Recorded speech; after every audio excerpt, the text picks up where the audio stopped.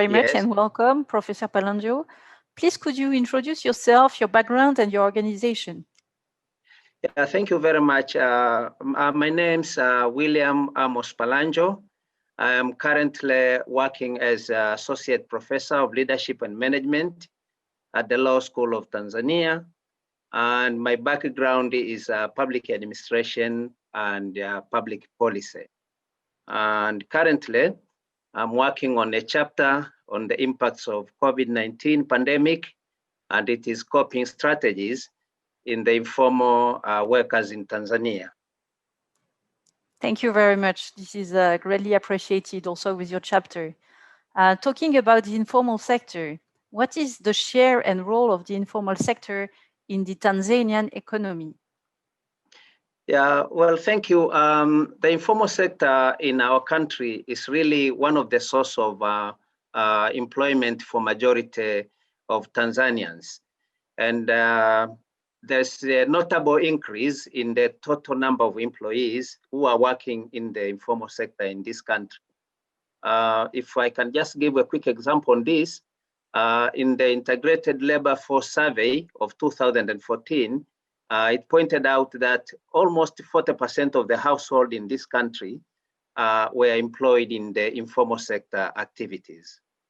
As well, if you look at the informal sector in the country, you'll see that the economy of the country is usually covered by this informal sector, and it covers a wide range of activities. We have some who are working in pet trade, some who are working in other non-farming activities, but if you look at them all, you'll find nearly, as I said, they are more on informal sector. So we can say that informal sector is a source of employment for majority of Tanzanians, and it comprises small units, largely based on the kinship and specializing in narrowly defined products or general merchandise. And again, we can also see that it covers mutually the employed, self-employed and registered enterprises. And as well, we have some unofficial jobs which are not covered by the social protection in the in the informal sector of this country.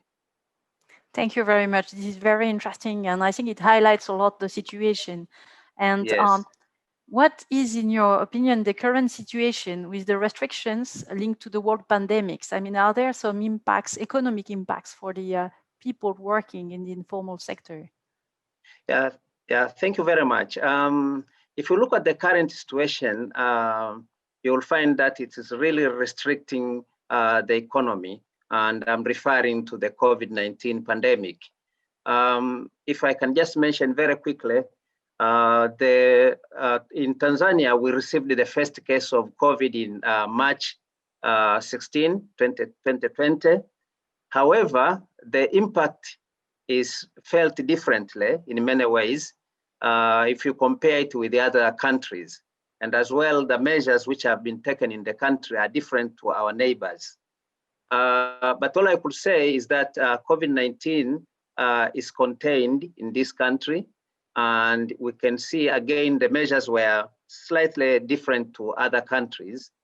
Although we had some cases at the beginning of March and May, where the country decided to ban the public gathering, except the worship. There was also a ban of political meetings, sports, music, and community events. We had cases as well where the schools and universities were closed. Again, we had a case where the international flights were suspended and the citizens were mandated to wear a face mask. However, as I said, the country did not impose a total lockdown like other countries, as we could see from other countries. There was no this total lockdown. The measures which were taken were just the one I mentioned earlier. Mm-hmm. And the situation went from March to May.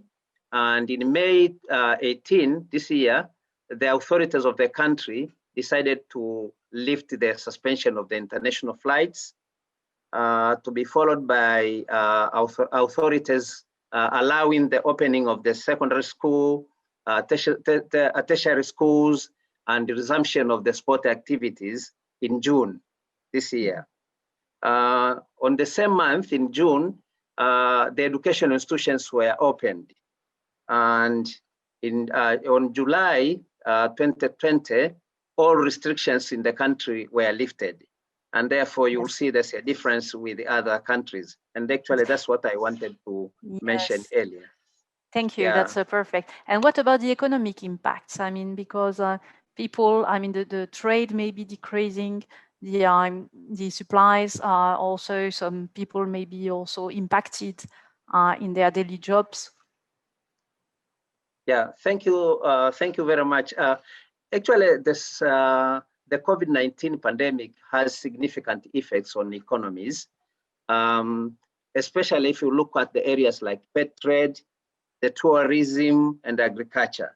Those are the areas which were really impacted by the COVID-19. And looking at the statistics from National Bureau of Statistics, you could see that there's the potential decrease in GDP of the country, which is attributed to decline in many sectors following the imposition of global travel restrictions and the closure of the businesses. Again, we can see that the COVID-19 pandemic has further presented a challenge of unemployment and underemployment for informal workers. As I will keep on giving the information in the ongoing study, you could see that a number of business ventures have closed at the moment, and some are not performing as it used to be earlier. And what you could say generally is the livelihood of the self-employed and wage workers have been disrupted. That's all we could say generally. Thank you very much. That's very insightful indeed. Do you think that research and dialogue are important in this context to improve the situation? Yes, I think they are very important. As you could see, the government is trying to implement some COVID-19 policy actions to protect the households and the businesses. However, if we look, we'll see that the COVID-19 pandemic has significantly affected many economic activities, including the informal sectors. And therefore, it is really essential. It is essential for the researchers to do a detailed study to establish COVID-19 impacts and its strategies in various socioeconomic sectors. As you said precisely, most of the areas are not covered, and therefore it is essential for further research to explore and reveal more findings on the impact of COVID-19 and what can be the coping strategies in various sectors, including the informal sector. Thank you very much, Mr. Pallangyo. Thank you very much, Professor. That was a very good interview. So we'll take also your recommendations and suggestions into account also in the project pilot for research and dialogue. Thank you. Thank you very much.